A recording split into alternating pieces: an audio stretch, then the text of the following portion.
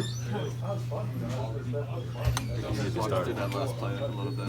That's the ended up taking it for it. You got a free number. You saw what you were looking for.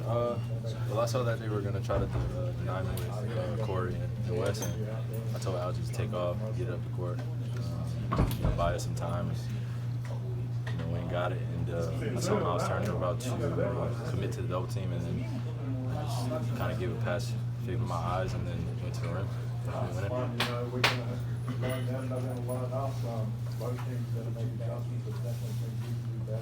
Do these games, I know you always say the regular season game doesn't matter, but the team you're playing most likely in the playoffs, is there any meaning to it, getting a feel for who these teams are? Yeah, it was definitely a great, kind of like a pre-fill-out game, if you want to call it, for the playoffs.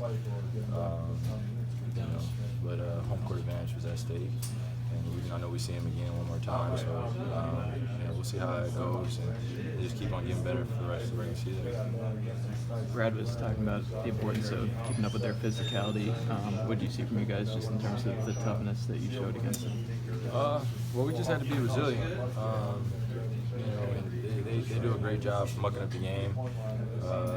Being in the paint, Miles does a great job of coming over and contesting a lot of shots, but Bain was in the middle of the paint tonight, so it was hard for him to come over and commit to a few of our layups, which enabled me to get a few easy ones where he sealed Miles. He did a great job tonight, just playing with that pace and playing with that physicality to match theirs. How much does that combination of Al Baines, how much is that going to help you going forward? Well, we need rim protection. We've been relatively small, not in height, but just in terms of our physical presence out there when we have some of our wings guarding bigs. It's a tough cover no matter what in this league. So for us, we just wanted to combat that. I know Coach had a great game plan of putting both those guys out there to manage the game really well. It worked for us tonight. So. Kyrie, your numbers all year have been off the charts really whenever Baines has played. Is it just that physical presence that he brings that's made such a difference, or is it something beyond that? Well, I think it helps just having a big body out there, multiple big bodies, with Al and Baines, and then setting screens. I know I have a great chance of getting open, and he does a great job setting them. So I rely on him a lot when he's out there playing. And big dog guards the house, so we need that. Fan was suspended for a confrontation with Boogie Cousins. He said something of a racial nature, including the Boogie. What is your image of this city? I mean, it's not the first time something like that has happened here. What do you mean? Fans saying things of a racial nature to a black guy. What do you mean, the image of the city? Boston has a checkered history. Well, I think that's an opinion that could be shared amongst a lot of different people, over the course of different eras. I myself can only speak for playing here as an opponent. I've never heard anything like that, but I can only go off hearing stories, and when you hear something like that, especially of people of color, I gravitate towards being on anyone's side as long as it's the right side. And really, it just matters just treating people with respect.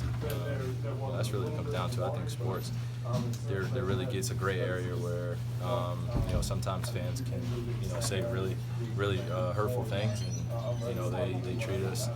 I don't want to say, I said some fans, not all fans. I'm just saying sometimes some instances come where it goes way beyond basketball, and that's a personal thing, and it matters to all of us because we have kids, we have families that we represent. We represent very different backgrounds, and I think coming to Boston has been an eye-opening experience for me.